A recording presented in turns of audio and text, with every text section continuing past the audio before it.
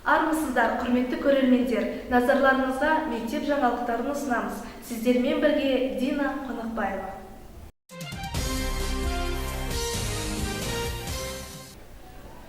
11 қарашада Назарбаев зияткерлік мектебінің оқушылары Алматы қаласы номер 1 балалар үйінде болып қайтты. 9-10 сынып оқушылары балаларға әртүрлі ойындар ұйымдастырып, мультфильмдер көрсете отырып, көңілдерін көтерді. Бұл шара балаларға бақыт сыйлайық атты әлеуметтік жоба аясында өтті.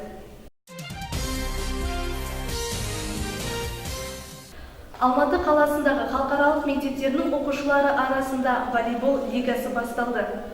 11 қарашада Galaxy мектебі Назарбаев зияткерлік мектебінің командасымен кездесті.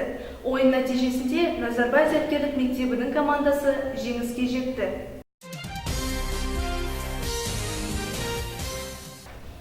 Мектебімізде балаларға кітап сыйлайық атты акциясы өтіп жатыр.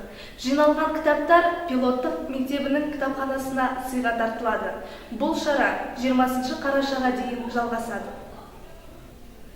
Сіздермен бірге болған Дина Қонақбаева. Келесі аптада жағымды жаңалықтармен кездескенше сау саламатта болыңыздар.